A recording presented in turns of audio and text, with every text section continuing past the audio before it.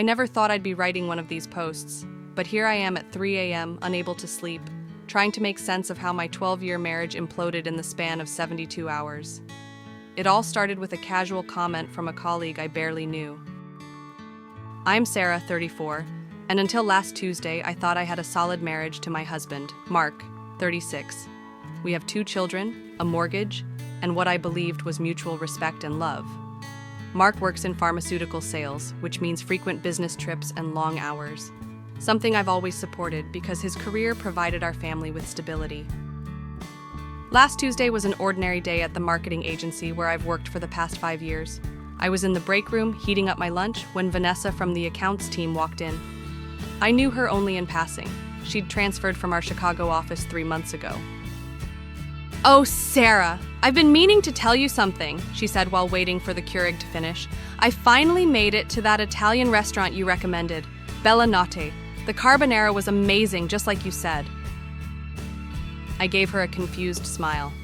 "I'm glad you enjoyed it, but I don't think I was the one who recommended it. I've never actually been there." Vanessa frowned. "That's weird, I could have sworn— Wait, your husband is Mark Bennett, right? Tall guy, works for Nexus Pharmaceuticals?" "Yes, that's him." "Then it must have been at the conference in Chicago last month. I saw you two at the hotel bar after the Nexus presentation.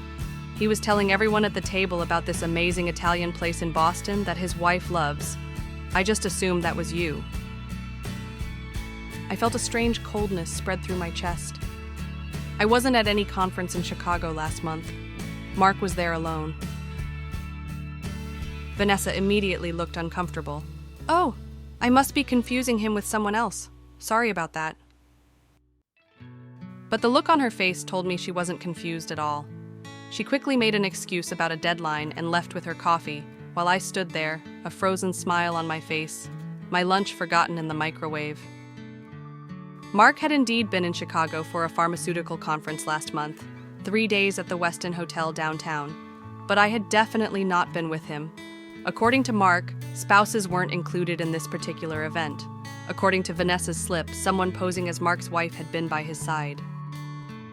I made it through the rest of my workday on autopilot, 1,000 thoughts racing through my mind. Maybe Vanessa really was mistaken. Maybe Mark had been talking about me in the third person, and she misunderstood. Maybe there was an innocent explanation for why another woman would be introduced as his wife. I texted Mark casually that afternoon. "Hey, how was your lunch meeting?" Normal, routine communication. His response came quickly. "Productive. Johnson is on board with the new proposal. How's your day going?" So ordinary, so normal. Had I not had that strange conversation with Vanessa, I wouldn't have given it a second thought. But now, I found myself analyzing his message for signs of deception. Had he always responded so generically? Was I reading too much into this? By the time I picked up our kids, Emma, 9, and Noah, 6, from after-school care, I had convinced myself I was overreacting. 12 years of marriage deserved more than suspicion based on a confused colleague's comment. I would ask Mark about it directly when he got home, laugh about the misunderstanding, and move on. But Mark didn't come home at his usual time that evening. At 7:30 p.m., he texted that he was stuck in a last-minute dinner meeting with clients, something that had happened dozens of times before without raising any red flags. This time, however, I found myself wondering, was there really a client dinner? Or was he with her, whoever she was? As I tucked our children into bed with the familiar promise that Daddy will come kiss you goodnight when he gets home, I felt the first real twinge of fear. Not anger, not yet. Just the cold, creeping dread that the life I thought we had built might be constructed on shifting sand. And that's when I made a decision I never thought I'd make. After the kids were asleep, I opened Mark's laptop, something I'd never done before without his knowledge. We'd always respected each other's privacy. But Vanessa's comment had planted a seed of doubt that was rapidly growing into something I couldn't ignore. What I found would change everything. Mark's laptop opened without requiring a password, the first warning sign. My husband works with confidential pharmaceutical information. He's always been adamant about digital security.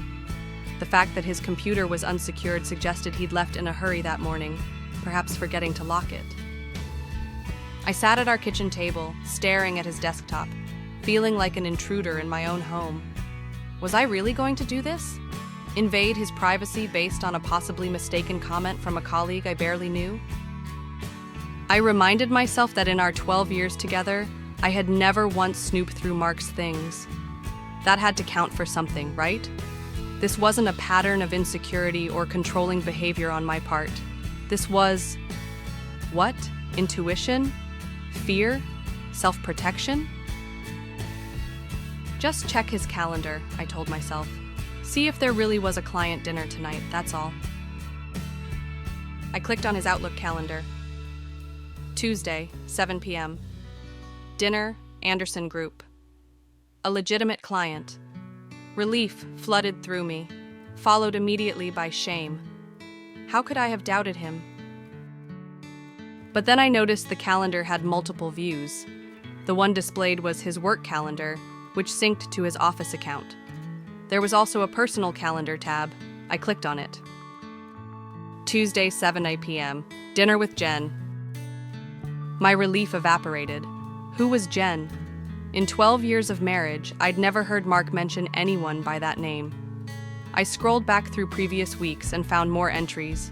Jen, lunch, call Jen, J, hotel, and most damning of all, on the dates of the Chicago conference, Chicago with J, O. I felt physically ill, my hands shaking as I closed the calendar and opened his browser. If I stopped now, I could still pretend I hadn't seen anything, could still convince myself there was an explanation. But I knew I wouldn't stop. Couldn't stop. His browser history had been cleared, another red flag, but his Google account was still logged in. I checked his Gmail, finding nothing suspicious in the inbox, but then I noticed a folder labeled Project Updates that seemed to contain an unusual number of messages for such a generic topic.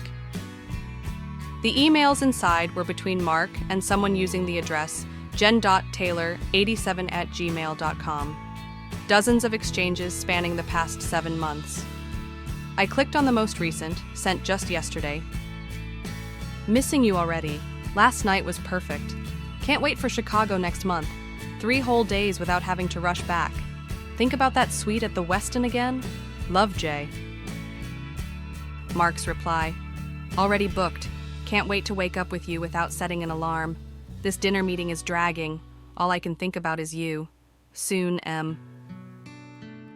I sat paralyzed, reading message after message, each one more devastating than the last.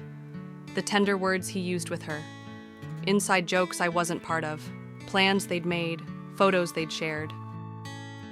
In one particularly painful exchange from 2 months ago, she'd written, "Sometimes I feel guilty about all this sneaking around." His response, "I know, but it's complicated with the kids. Sarah's a good mother, but we've been living like roommates for years. You make me feel alive again. Sometimes the right timing comes in the wrong packaging. I just need to figure out the best way to unravel things without destroying everyone." Living like roommates? Was that how he saw our marriage? We still had date nights when his schedule allowed. We made love perhaps not as frequently as in our newlywed days, but with the intimacy that comes from years of knowing each other's bodies. At least, that's what I had thought. I moved from emails to his Google Photos account, knowing I was torturing myself but unable to stop. There they were, pictures of Mark with a woman I'd never seen before. Attractive, probably early 30s, with the confident smile of someone who knows they're desired. Selfies in what appeared to be hotel rooms, the two of them at restaurants, at a concert, on a hiking trail. The most recent folder was labeled Chicago, and showed them in a hotel suite with a spectacular city view, the conference where Vanessa had seen them together. It was the same hotel where Mark and I had stayed for our 5th anniversary. I don't know how long I sat there, scrolling through evidence of my husband's other life. The timestamps on the emails showed a pattern, messages sent during client dinners that had run late, during conferences I hadn't questioned, even some sent from our home after I'd gone to bed. The final blow was a conversation about us, about me and our children from just weeks ago. Jen, do you think you'll ever tell them about us? Mark, eventually. Emma and Noah will understand someday that adults sometimes grow apart. Sarah will be hurt initially, but she's practical. We've built separate lives already in many ways. Once the initial shock passes, I think she'll see this is better than continuing to pretend. Pretend, the word echoed in my mind. Had our entire marriage been pretend? Had I been living in a fabricated reality while Mark built a parallel life with this woman? The Mark I thought I knew would never compartmentalize his life this way, would never speak about me with such casual dismissal, would never expose our children to such deception. But clearly I didn't know Mark at all. As I heard his key in the front door shortly after midnight, I closed the laptop and quietly went upstairs to our bedroom. I wasn't ready for confrontation, not yet. I needed time to process, to plan, to decide how to protect myself and our children from the fallout that was coming. I lay awake beside him all night, listening to the steady breathing of the stranger who was my husband, trying to reconcile the man I had loved for 12 years with the calculating deceiver whose words I had just read. By morning, shock had hardened into something else, determination. The next morning proceeded with surreal normality. I packed lunches for the kids. Mark kissed me goodbye with the same casual affection he'd shown for years, and I drove to work with a hollowed-out feeling in my chest. But beneath the autopilot performance of daily routine, my mind was working with cold clarity. If Mark could lead a double life, so could I, at least until I had gathered everything I needed to protect myself and our children. At work, I avoided Vanessa, unsure whether I could maintain my composure around her. Instead, I used my lunch break to call our family lawyer, Michael, an old friend from college who had handled our wills and house purchase. I need advice, I said after pleasantries. Hypothetically, what documentation would someone need if they discovered their spouse was having an affair and wanted to file for divorce? Michael's tone changed immediately. Sarah, are you okay? Just gathering information, I replied, surprising myself with how steady my voice sounded. I'd rather be prepared for all scenarios. He explained the process, emphasized the importance of financial documentation, and recommended consulting a divorce specialist. Before ending the call, he added gently, "Whatever's happening, Sarah, remember you have people in your corner." That afternoon, I contacted a divorce attorney recommended by Michael and scheduled a consultation for Friday. Then I began methodically documenting everything I had discovered. I took screenshots of Mark's calendar entries showing the discrepancies between his work and personal schedules. I forwarded key emails between him and Jen to a new email account I created. I downloaded their photos together and saved them to a secure cloud drive. But financial evidence would be crucial. When I returned home that evening, I waited until Mark took the kids to soccer practice, then began searching his office. In the filing cabinet, I found statements for a credit card I didn't recognize, opened 6 months ago in Mark's name only. The charges told their own story. Restaurants where we had never dined, hotel charges for nights he was supposedly at conferences, jewelry purchases near Valentine's Day, and a date in March that, after checking, I realized was Jen's birthday according to social media. I photographed every statement, every incriminating charge. The methodical documentation helped me maintain emotional distance. This was evidence collection, not the dismantling of my life. That evening, I suggested that Mark handle bedtime for the kids, saying I had a work project to finish. Instead, I sat in my car in the grocery store parking lot and created a detailed timeline of his affair based on the evidence I'd gathered. 7 months of deception, possibly longer.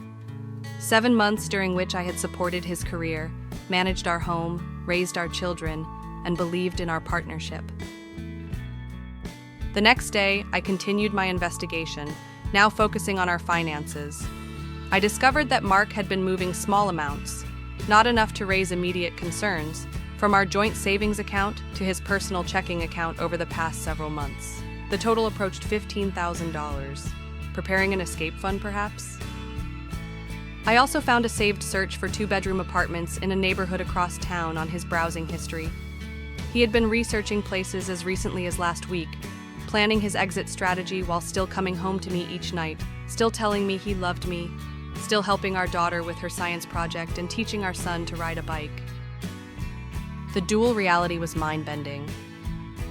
That afternoon, Vanessa approached my desk hesitantly. "Sarah, about the other day, I feel like I might have said something that caused problems. If I was mistaken about the conference..." "You weren't mistaken," I interrupted quietly. "But I'd appreciate if you could tell me exactly what you saw in Chicago.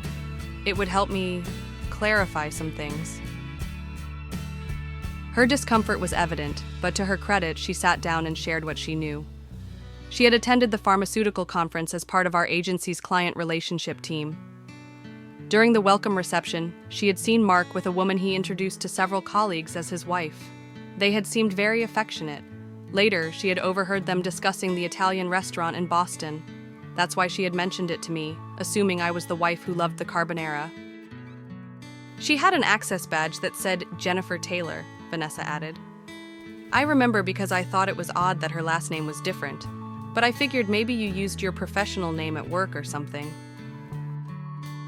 Jennifer Taylor. Now I had her full name, which would make my next steps easier. "I'm so sorry," Vanessa said.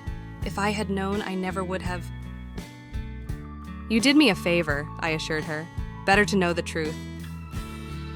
That night, with Mark once again at a client dinner, I conducted a thorough social media search for Jennifer Taylor. I found her quickly, a pharmaceutical rep for a competing company to Mark's.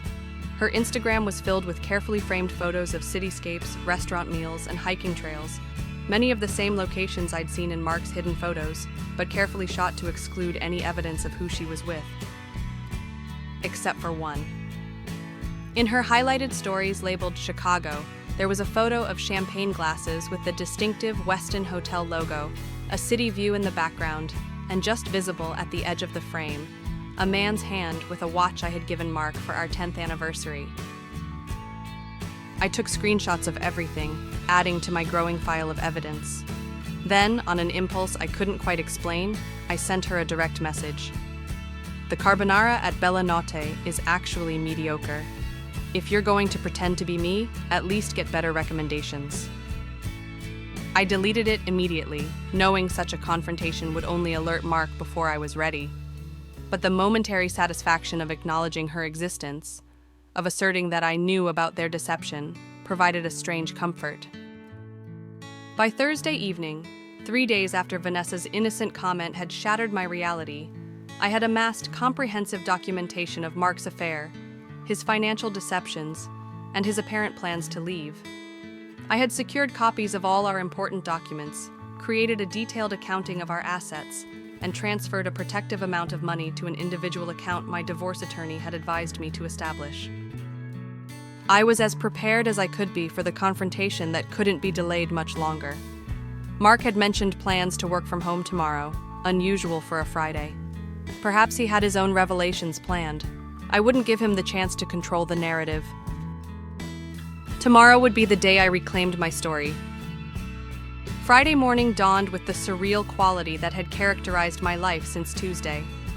I went through the motions of our family breakfast routine with detached precision, making pancakes for the kids as I did every Friday, helping Noah find his missing library book, reminding Emma about her science homework. Mark seemed distracted, checking his phone frequently. When the kids had boarded the school bus, he announced he would be working from his home office today, confirming my suspicion that he had his own agenda for this particular Friday. "Actually," I said calmly, "I was hoping we could talk before you start working. There's something important we need to discuss." A flicker of something, concern, guilt, crossed his face before he composed his features into casual interest. "Sure, what's up?" I suggested we sit in the living room rather than at the kitchen island where we normally had our quick morning exchanges. This conversation deserved the formality of proper seating. "Is everything okay?" he asked as we sat across from each other, his tone solicitous, but with an undercurrent of wariness.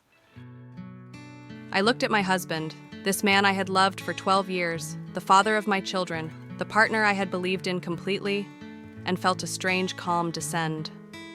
The past 72 hours of shock, pain, and frantic evidence gathering crystallized into absolute clarity. "I know about Jennifer," I said simply. The transformation of his expression would have been fascinating had it not been so painful to witness. Confusion, then shock, then calculation all flickered across his features before settling into something carefully neutral. "Jennifer?" he repeated. "I'm not sure who—" "Please don't," I interrupted. "Don't insult me by lying when I already know the truth. Jennifer Taylor, pharmaceutical rep. The woman you introduced as your wife in Chicago. The woman you've been having an affair with for at least 7 months. His eyes widened slightly at the specificity of my information. I saw him recalibrating, assessing how much I knew, how I had discovered it.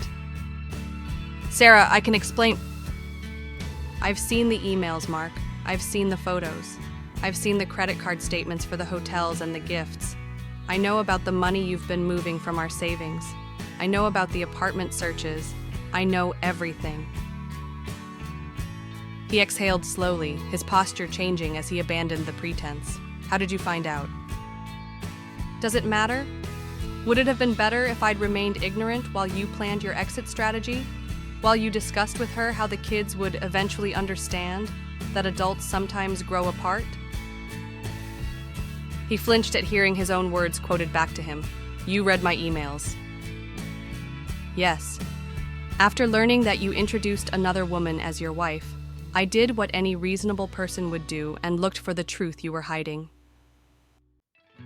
"Those emails were private," he said, a note of indignation in his voice that was almost laughable under the circumstances. "And our marriage vows were public," I countered. "Which violation do you think matters more?" He ran his hands through his hair, a gesture so familiar it sent a pang through me. This conversation felt simultaneously surreal and inevitable, as if we had been rehearsing for it throughout our marriage without my knowledge. "I didn't plan for this to happen," he finally said. "Jen and I met at a conference last year. It was just professional at first, but then— I don't know how to explain it. We connected in a way that I haven't felt in a long time." "In a way you haven't felt with me, you mean?" He had the decency to look ashamed. "Our marriage hasn't been the same for years, Sarah. You must have felt it too. We've been going through the motions, focused on the kids, on our jobs. When was the last time we really talked? Really connected?" "Last month," I said flatly. "When you came home upset about losing the Mercer account, and we stayed up until 2 a.m. talking about your career frustrations and future goals. I thought we were connecting. You were probably texting her while I was in the bathroom." He looked away, confirming my suspicion. "Was any of it real?" I asked, hating the vulnerability in my voice but needing to know. "These past months when you came home to us, when we made love, when we made plans for the future, was any of it genuine?" "It's complicated," he hedged. "No, it's actually very simple. You created a double life. You lied to me every day.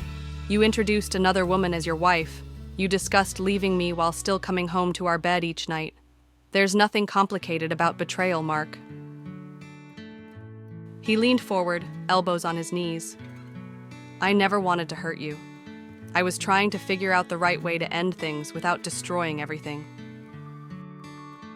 "How considerate," I said, unable to keep the bitterness from my tone.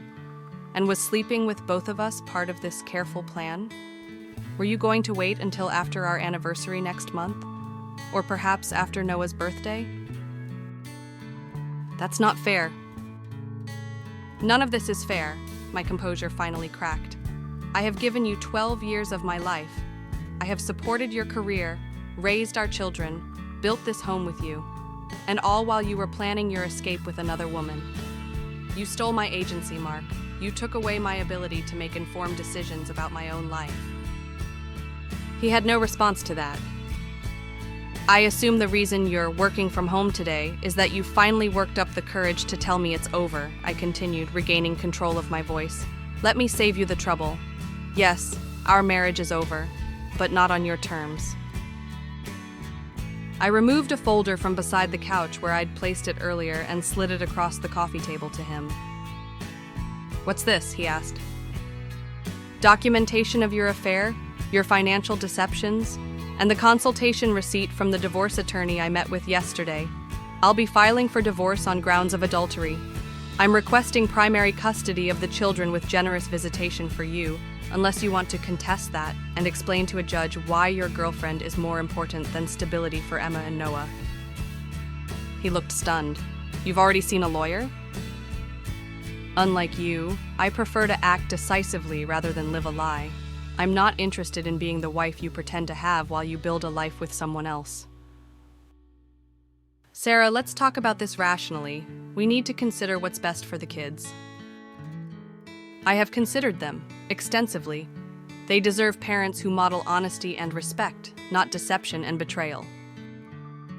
"I love our children," he insisted. "Everything I've done has shown them that commitment means nothing," I finished for him. "That vows can be broken whenever something more exciting comes along. That loyalty is disposable." He looked genuinely pained for the first time. "That's not the example I want to set." "Then you should have thought of that 7 months ago." The conversation circled through his justifications and my rebuttals. He claimed our marriage had been failing for years. I pointed out he had never once suggested counseling or expressed serious dissatisfaction. He said he and Jennifer had a connection that couldn't be denied. I reminded him that mature adults honor their commitments or end them honorably before beginning new ones. Finally, he asked the question I'd been waiting for. "What happens now?"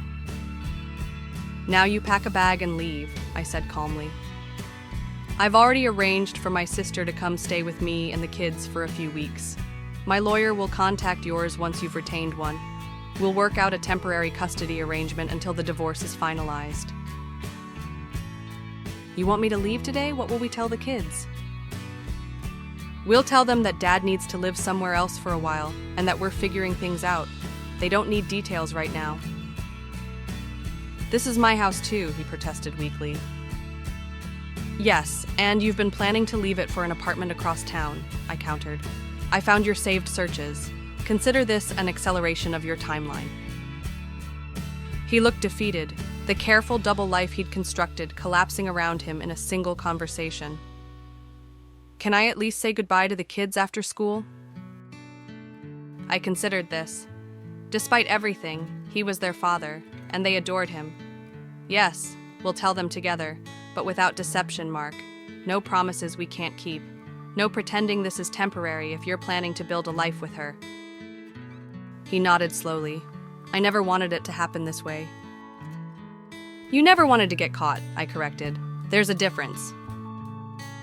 As he went upstairs to pack some belongings, I sat motionless in the living room, the adrenaline of confrontation beginning to ebb. The marriage I had believed in was over. The partner I had trusted was a stranger. The future I had planned would never materialize. Yet beneath the devastation was a thin thread of something else, a grim satisfaction in having reclaimed control of my narrative, in refusing to be the unwitting character in Mark's carefully constructed story. When he came downstairs with a suitcase and duffel bag, he paused at the doorway. "I did love you, Sarah. I still do, in many ways. It's just different now." I looked at him, this man I had known so intimately, and yet not known at all, and felt a moment of clarity amidst the pain. "The problem isn't that love changes, Mark. The problem is what you chose to do when it did." After he left, I sat alone in our suddenly empty house, allowing myself to fully feel the enormity of what had happened and what was still to come. The controlled facade I had maintained during our confrontation crumbled, and I cried for the life I had believed in and the future I would now have to rebuild. But even through the tears, I knew with absolute certainty that I had made the right choice. Not just for my dignity, but for the example I wanted to set for our children. Some broken things shouldn't be repaired. They should be properly mourned and then replaced with something more authentic. The hardest conversation wasn't with Mark, it was with Emma and Noah. My sister Lisa arrived mid-afternoon, her presence a silent comfort as we prepared for the children to return from school. Mark texted that he would arrive at 3:30, giving us time to align on exactly what we would tell them. When the bus dropped them off, their initial excitement at seeing both their aunt and father waiting quickly transformed to confusion and concern. Children are perceptive. They sense atmospheric shifts in their homes with almost preternatural accuracy. "Why is Aunt Lisa here? Is it a surprise?" Emma asked, her 9-year-old intuition already picking up that something was wrong. "Let's all sit in the living room," I suggested, my carefully rehearsed words suddenly inadequate for the task ahead. Noah climbed immediately into Mark's lap, while Emma sat between me and Lisa, her body language already defensive as if preparing for bad news. "We need to talk to you about some changes that are happening in our family," I began gently. "Are we moving?" Noah asked. "Jacob at school moved and had to change schools and he hates it." "No, buddy, we're not moving," Mark assured him, "but I'm going to be staying somewhere else for a while." Emma's face darkened. "Are you and Mom getting a divorce? Like Lily's parents?" The directness of her question shouldn't have surprised me. Half her class had experienced parental divorce or separation. It was part of her generational vocabulary in a way it hadn't been in mine at her age. "Yes," I answered honestly. "Dad and I have decided that we can't be married anymore. But we both love you and Noah more than anything, and that will never change." "But why?" Noah's voice was small, his 6-year-old mind struggling to comprehend a concept too complex for his emotional vocabulary. Mark and I had agreed in tense text exchanges to provide a simplified truth without details of his infidelity. "Sometimes adults realize they can't make each other happy anymore," Mark explained. "It doesn't mean we don't care about each other or about you. It just means we need to live in different homes." "Is it because you fight?" "I never hear you fight," Emma said, her analytical mind searching for logical causes. "Not all problems in marriages are about fighting," I explained carefully. "Sometimes it's about wanting different things for the future." "Where will you live, Daddy?" Noah asked, the practical concern of a child trying to reconfigure his understanding of family geography. "I have an apartment not far from here," Mark said. "You and Emma will stay with Mom in this house, but you'll come stay with me sometimes too. We'll figure out a schedule that works for everyone." "Will you have our toys there?" Noah pressed. "I'll have some toys, and we can bring some from here when you visit," Mark assured him. Emma remained quiet, processing. Then she asked the question I had been dreading. "Did someone do something wrong? Is that why you're getting divorced?" Mark and I exchanged glances. We had agreed to shield them from the affair, but I had insisted we wouldn't actively lie if directly questioned. "Relationships are complicated, Em," I said carefully. "The important thing is that you and Noah understand this isn't your fault in any way. Nothing you did or didn't do caused this." "But someone must have done something," she persisted, too perceptive for evasion. "People don't just get divorced for no reason." Mark shifted uncomfortably. "I made some choices that weren't right for our family," he admitted. "Choices that hurt Mom's feelings and broke the trust in our marriage." "Like what?" Emma demanded. "That's between Mom and me," Mark said firmly. "When you're older, we can talk more about it if you want to. But right now, you just need to know that we both love you. This isn't your fault, and we're going to make sure you're okay through all of this." The conversation continued with practical questions. Would they still go to the same school? Yes. Would they still have their weekend activities? Yes. Would Dad be at their recitals and games? Absolutely. Would they have to meet new people that Mom or Dad might date? Not anytime soon. Noah's concerns were immediate and concrete. Emma's questions revealed deeper anxieties about stability and what the future would look like.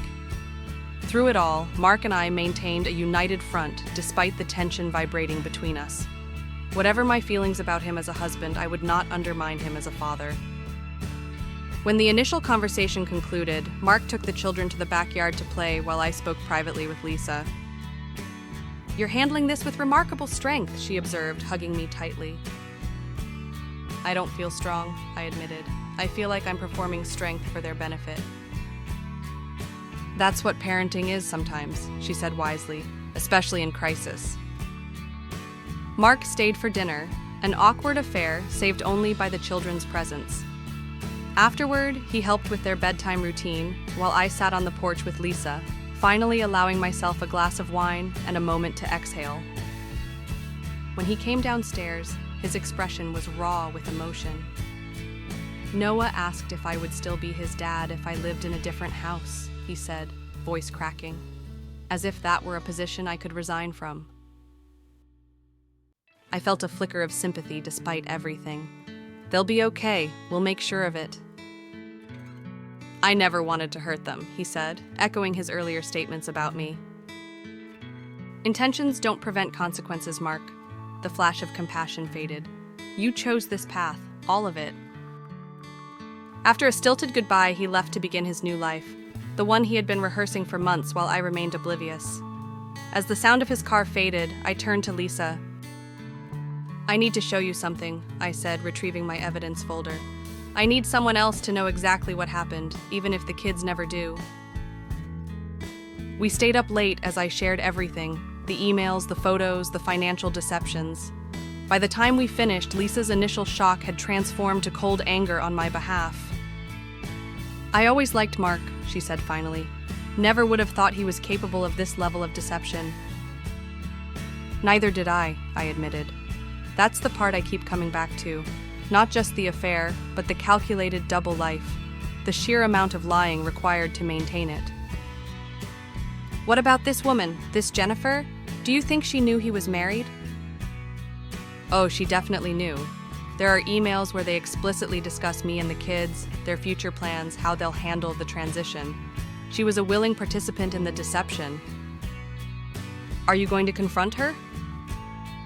I considered this. No, she's not worth my energy. She chose to build a relationship with a married man. She can live with the man who chose to betray his family. They deserve each other. That night, after Lisa had gone to the guest room, I went into Emma and Noah's rooms, watching them sleep. These innocent beings whose world I couldn't protect from fracturing. In Noah's room, I picked up the framed family photo on his nightstand, taken at the beach last summer. We looked happy, connected. Had Mark been involved with Jennifer even then? Had that smile been genuine or part of his performance? I replaced the photo and made a decision. I would remove the larger family portraits from the main living areas of the house, but leave these personal ones in the children's rooms. They needed the comfort of those happy memories, even if I now questioned their authenticity.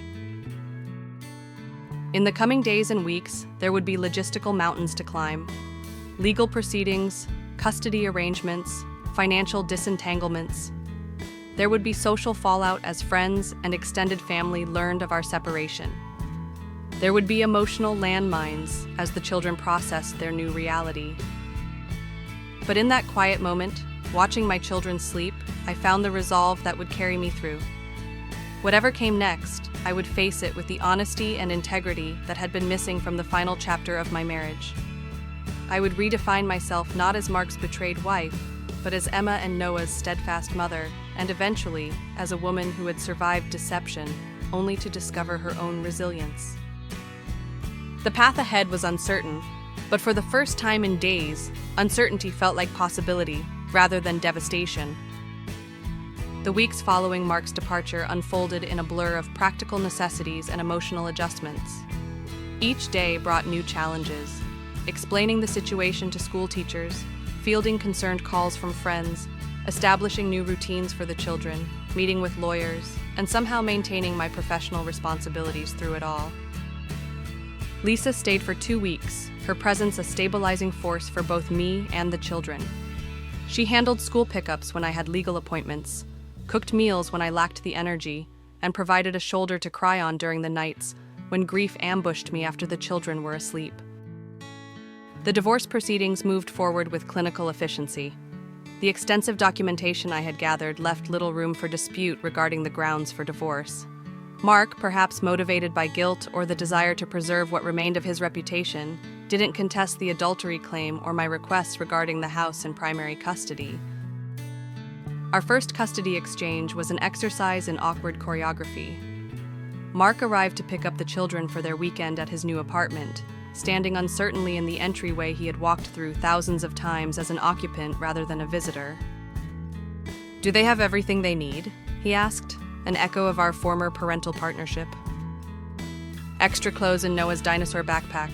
Emma's medication is in the front pocket of her bag. They both have their comfort items," I replied, the familiar litany of parental handoff information now weighted with new significance.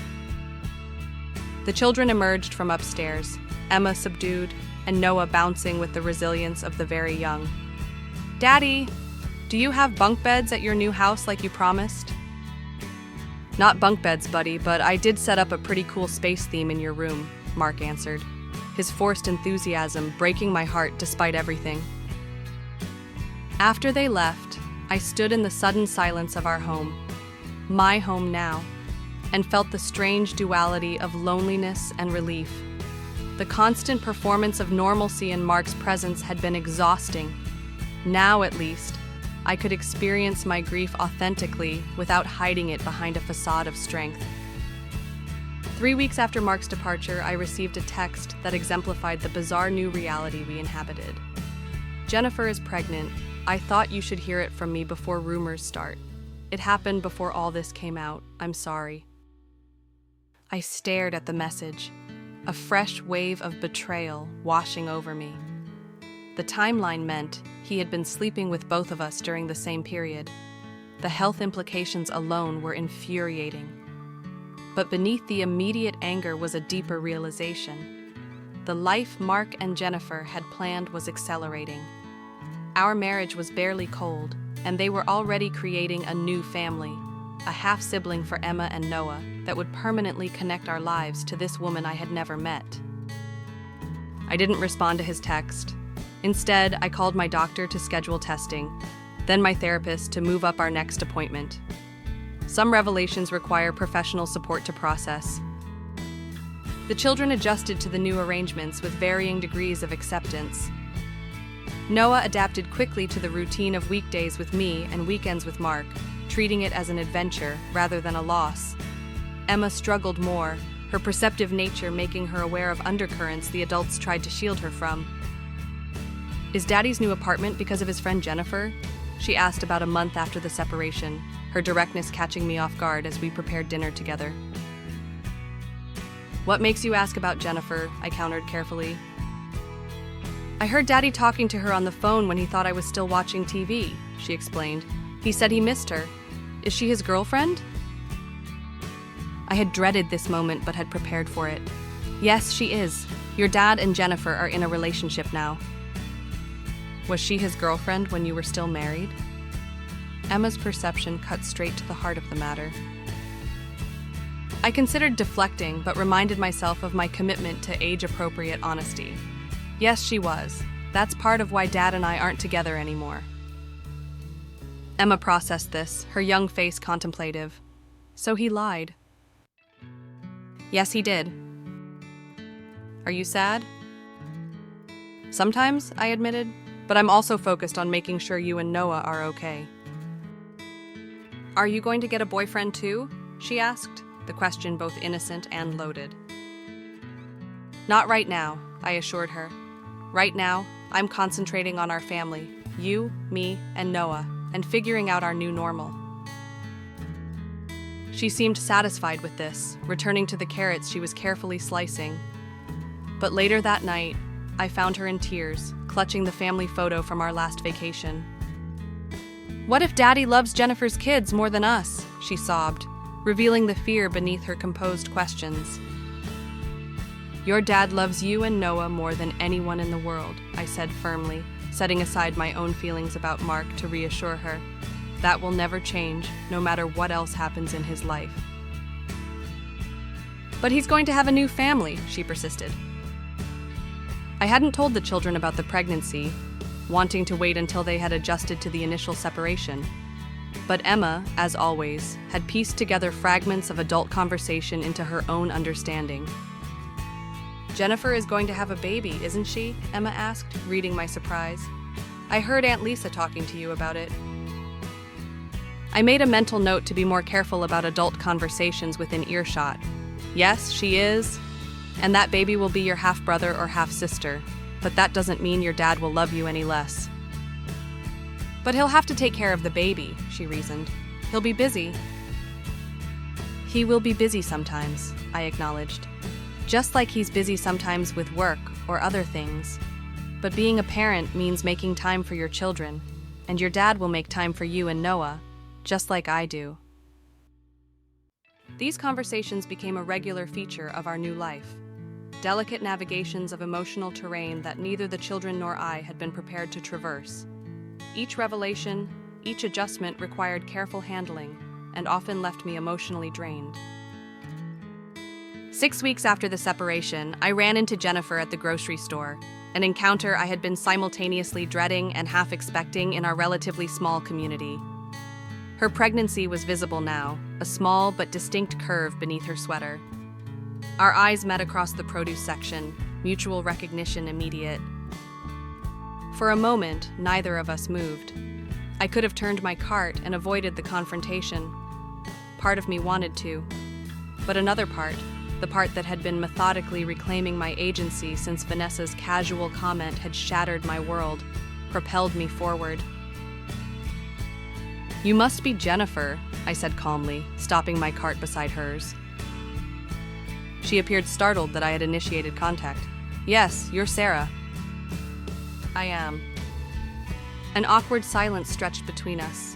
What etiquette governs an encounter between a wife and her husband's pregnant girlfriend? There is no social script for such moments. I never intended, she began. Yes, you did, I interrupted quietly. You pursued a relationship with a married man with 2 children? You discussed your future together while he was still coming home to us every night. You introduced yourself as his wife at professional events. Those were all intentional choices. She flushed. It's more complicated than that. No, it's not, I maintained, surprising myself with my composure. Deception isn't complicated, it's just wrong. We fell in love, she insisted. Sometimes that happens in ways you don't plan for. Love doesn't require lies, I countered. If what you had was real, you could have waited until Mark had ended his marriage honorably. Instead, you both chose deception. Her hand moved protectively to her stomach, a gesture that reminded me that this confrontation served no practical purpose. Whatever Jennifer had done, the reality now included an innocent child who would be a permanent connection to my own children. I wish you had made different choices, I said finally. For everyone's sake, including your baby's. But what's done is done. For my children's sake, I hope you become someone worthy of the role you'll play in their lives. I pushed my cart past her, without waiting for a response, my heart pounding, but my dignity intact. The confrontation hadn't provided the catharsis I might have expected, but it had allowed me to speak my truth directly to someone who had participated in the dismantling of my family. That evening, I sat on my back porch alone, watching the sunset, and reflecting on how much had changed in just 6 weeks. The life I had planned no longer existed. The partner I had trusted had revealed himself to be someone I never really knew. The future held complexities I hadn't anticipated, co-parenting with an ex-husband whose new family would include a half-sibling for our children. Yet amid these painful realities, I recognized something emerging from the ashes of my marriage, a stronger sense of self. The woman who had methodically gathered evidence, who had confronted both Mark and Jennifer with dignity, who was guiding her children through trauma with honesty and compassion. She was someone I respected, someone I might even grow to admire as she continued to navigate this unexpected journey. My phone buzzed with a text from a college friend I hadn't seen in years, responding to news of my separation. Dinner next week? Just us girls. No agenda except wine and support. I typed back, I'd like that, thank you. It was a small step, reaching out, accepting connection, acknowledging that life would continue to unfold in new patterns. But in that moment, it felt significant. the first intentional move toward whatever came next. 6 months after Vanessa's casual comment in the break room had unraveled my marriage, I stood in front of the bathroom mirror, studying my reflection. I was preparing for my first official date since college. A dinner with a man I had met through a community volunteer program. Nothing serious, just a first tentative step into a world I hadn't navigated in over a decade.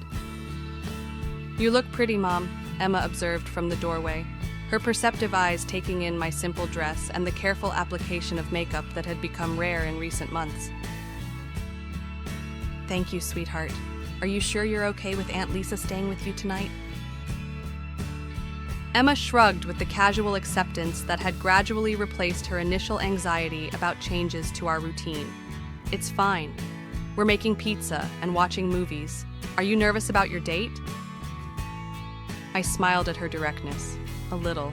It's been a long time since I've done this. "Is he nice?" "Yes, he seems nice, but this is just dinner, Em. I'm not looking for anything serious right now." She nodded, processing this with her usual thoughtfulness. "It's okay if you want to have a boyfriend someday, you know.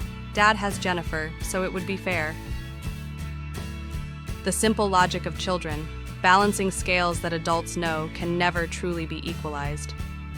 "Relationships aren't about being fair or getting even," I explained gently. "They're about finding connections that make your life better." "Does this man make your life better?" she asked. "I don't know him well enough yet to answer that," I admitted.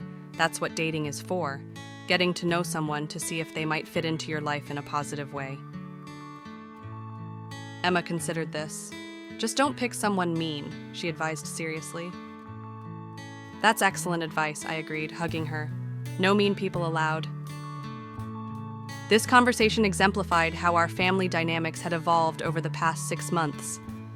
The initial shock and pain had gradually given way to a new normal, different from what I had planned, but increasingly stable in its own way. The divorce had been finalized 3 months after filing, the process accelerated by Mark's unwillingness to contest anything and my thorough preparation. The financial settlement was fair. The custody arrangement gave the children stability while ensuring regular time with both parents.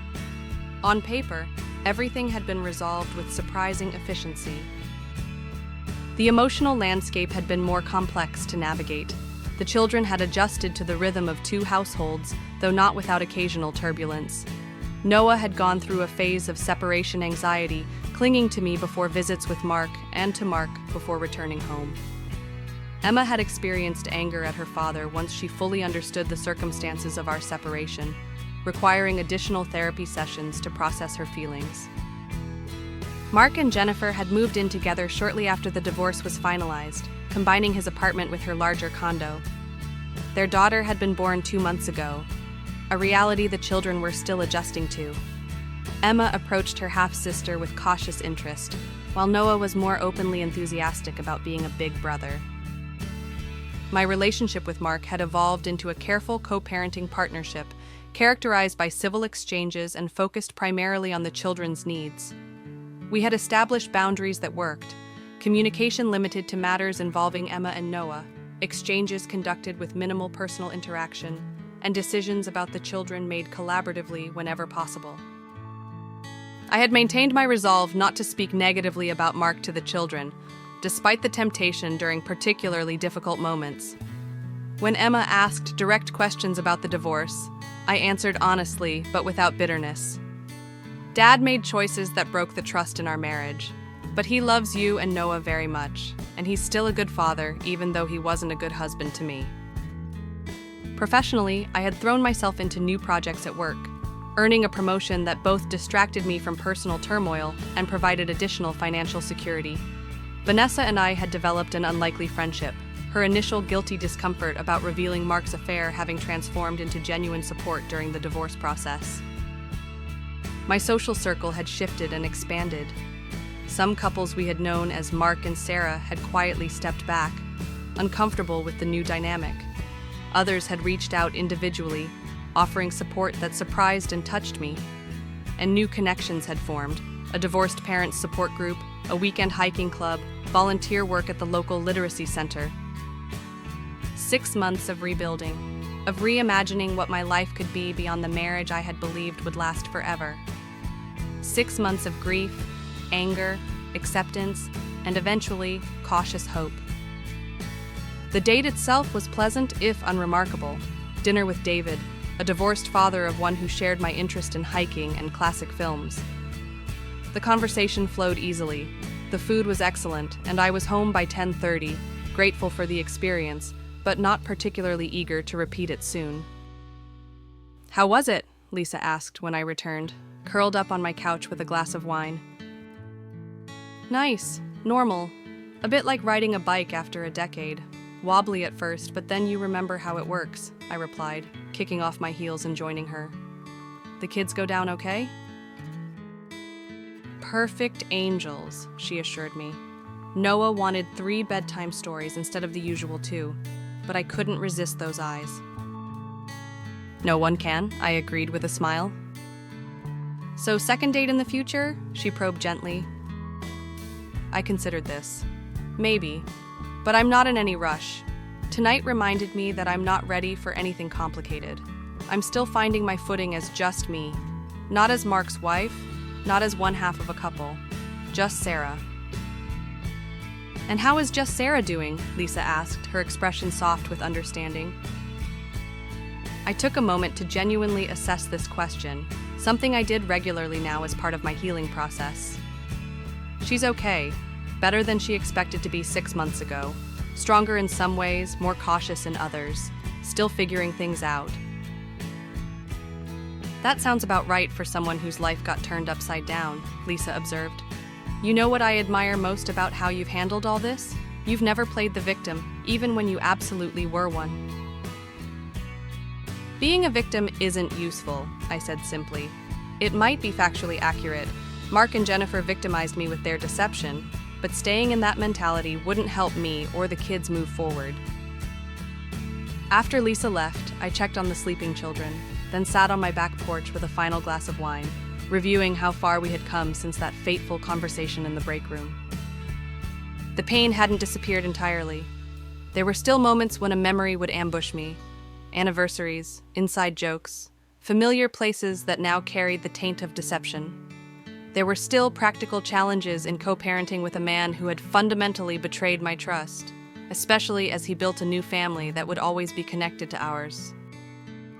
But these difficulties existed alongside new discoveries: the satisfaction of making decisions solely for myself, the joy of reclaiming interests I had set aside, the pride in modeling resilience for my children, the strengthening of friendships that had deepened through crisis.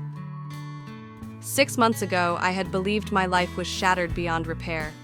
Now I understood it had simply taken an unexpected form, different from what I had planned, but increasingly shaped by authentic choices rather than reactions to betrayal. The house that had once felt emptied of meaning after Mark's departure now felt fully mine. Rearranged furniture, new paint colors, spaces that reflected my preferences rather than compromises. The future that had seemed terrifyingly blank now contained possibilities I was beginning to anticipate with curiosity rather than dread. The next morning, Emma found me making pancakes in the kitchen, a Sunday tradition we had maintained through all the changes. "Did you have fun on your date?" she asked, climbing onto a stool at the counter. "I did. It was nice to have an adult conversation and a meal I didn't have to cook or clean up after," I answered honestly. "Are you going to marry him?" Noah asked, appearing in his rumpled pajamas, his question so unexpected that I nearly dropped the spatula. "No, honey. People don't usually get married after one dinner," I explained, catching Emma's knowing smile. "Dating is just about getting to know someone new." "Good," Noah declared, "because I like our family how it is right now." "How is it right now?" I asked, curious about his perception. "It's you and me and Emma here, and then sometimes Dad and Jennifer and baby Charlotte. It's 2 families instead of one big one, but that's okay because we get double the Christmas presents." The practical wisdom of a 6-year-old, finding the silver lining in a situation adults view as complex and painful. "What about you, Em? How do you feel about our family now?" I asked, flipping pancakes onto plates. She considered this seriously, as she did most questions. It's different, sometimes sad, but also okay in a new way. And you're happier now than you were before, even when you're tired. Her observation caught me by surprise. You think I'm happier now? You laugh more, she said simply. Real laughs, not the kind you used to do when Dad was here at the end. Children notice everything. The forced smiles, the practiced laughs, the tension we think we're hiding. They also notice healing when it begins to happen authentically. I think you're right, I acknowledged. I am finding ways to be happy again. As we sat down to our Sunday breakfast, the three of us around the kitchen table that had once seated four, I realized that Emma was right. Despite everything, the betrayal, the deception, the painful rebuilding, I was genuinely laughing again. Not just performing happiness for the benefit of the children or social appearances, but experiencing moments of genuine joy. The path forward wouldn't always be smooth. Co-parenting with Mark would continue to present challenges. The children would have phases of struggling with our new family configuration. My own healing would have setbacks and difficult days.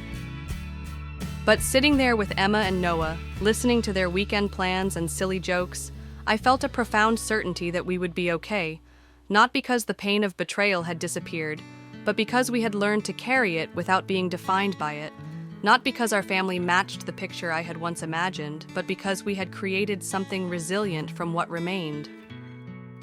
A casual comment in a break room had revealed a devastating truth. But the truth, no matter how painful, had ultimately set me free to build a life of authentic connections and conscious choices. For that unexpected gift of clarity, I had found a way to be grateful,